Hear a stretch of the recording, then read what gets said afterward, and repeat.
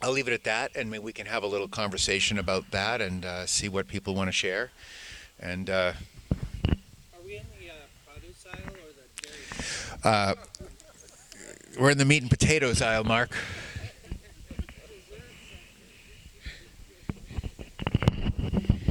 No more questions from Mark. Others? We could be in the fiction aisle, right? We could be in the nonfiction aisle. We could be in the self-help aisle. Yeah, or health and wellness aisle. Come on. We're not going to get through a conversation on God without Ariel having her moment. Get up here. Come on. Come up and be quick, but do it on the microphone.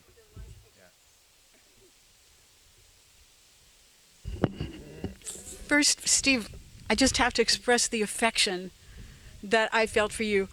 And my little team, I got a flashback to the dimension that I can't explain it, but a lot of little light beings together without having bodies yet that I know was a place I came from before I came to the earth. And so I had a flashback. We were all listening to you and going, oh, how sweet, he's talking about us. My goodness, they have some strange ideas down there.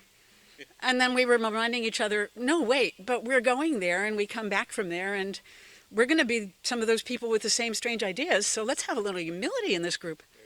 There you go. But there's just one place in the the supermarket that you didn't stop. I mean, there are probably thousands of them, but there's one place that's very dear to me that you didn't happen to stop. So I just want to mention it, which is some faiths or some spiritual understandings they do suggest answers to this question of the horrible evil and suffering that we go through. You know, and it's really in Genesis. Beings being created who were going to be conscious enough to have choices. And the choice was made. Let's find out everything there is to know, and then let's see what happens if we experiment with power. And that's something that feels true to me. And when the whole group of souls decides experimenting with power went really badly, even for those of us who were good at it, love just feels so much better and respect feels so much better. That's it. You know, that's the Messiah returning to earth. It's like we're all going to be the Messiah returning to earth together. So just wanted to mention that particular shelf in the market.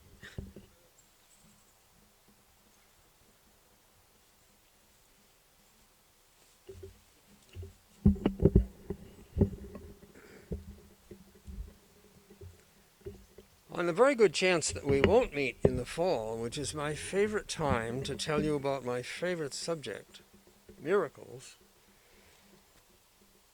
we might decide that God creates miracles.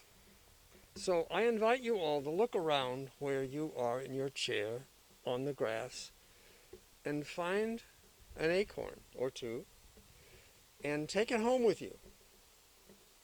Because this, in my mind, really is a miracle.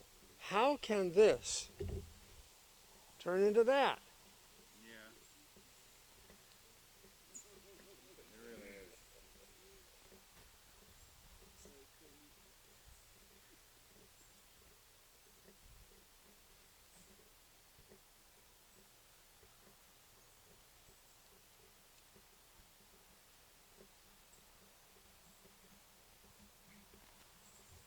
Hi, my name is Denny Fuller.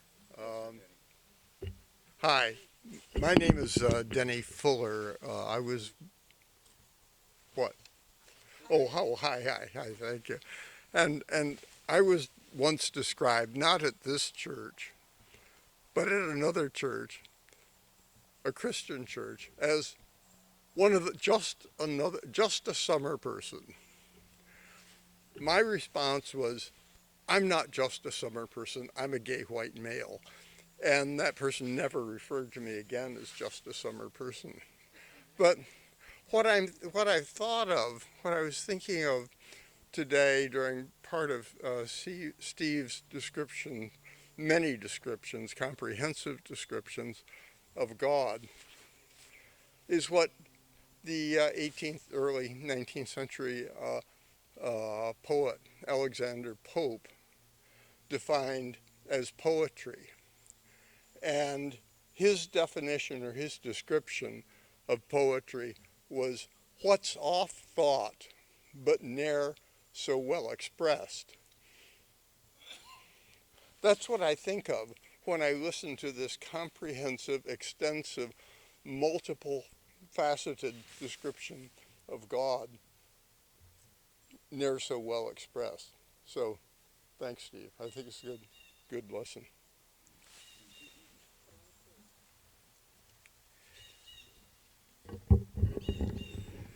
I want to promise you that Denny's been described much worse than that. So,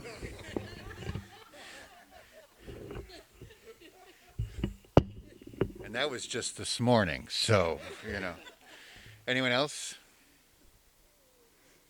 Yeah, come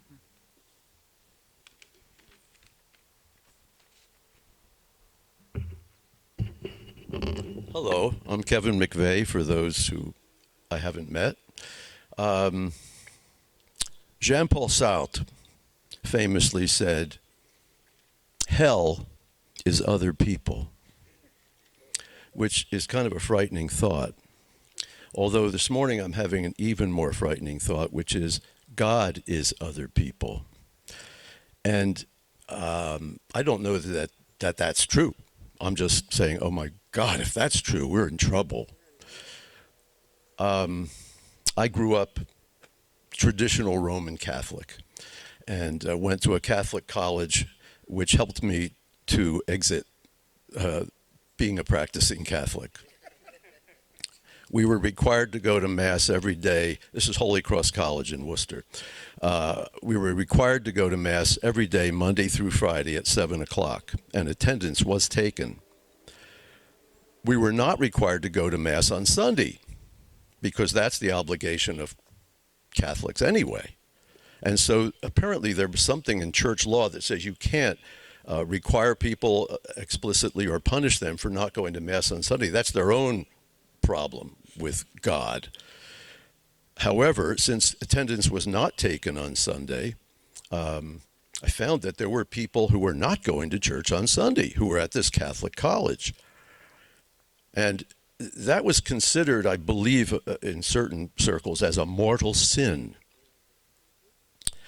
So I remember one day saying to somebody, "You didn't go to Mass today?" And he said, "Nah, I'm going to take a mortal."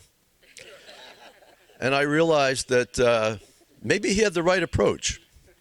And so that began the process of my becoming a graduate student in theology and also an exiter of the Catholic Church.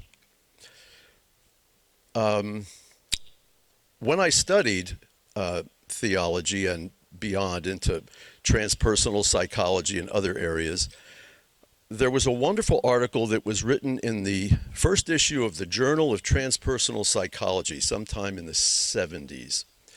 And that article lined up writings from the great religions of the world next to writings of contemporary cosmologists and physicists.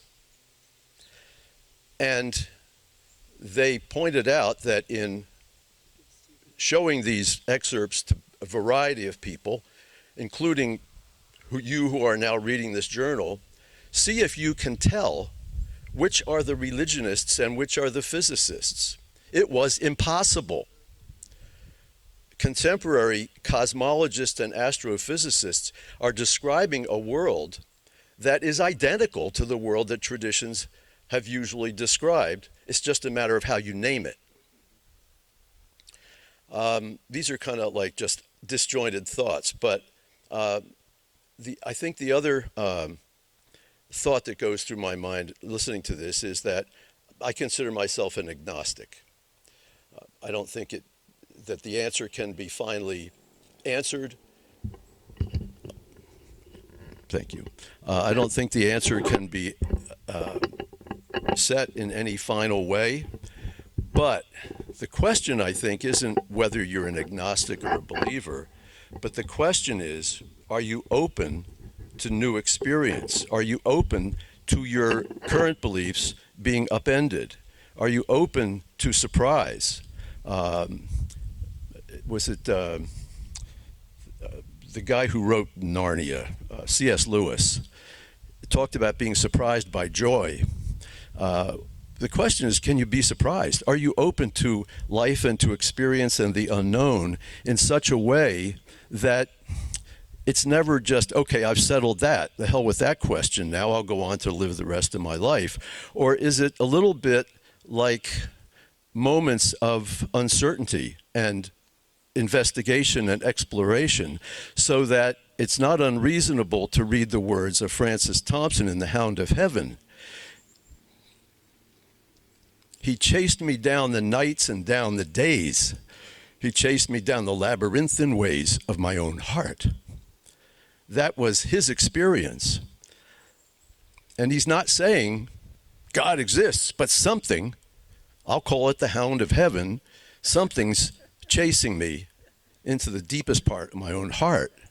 And can we listen to those questions, be open to those experiences, and let it be an unfinished story that, for better or worse, we'll never know the end of? Thanks.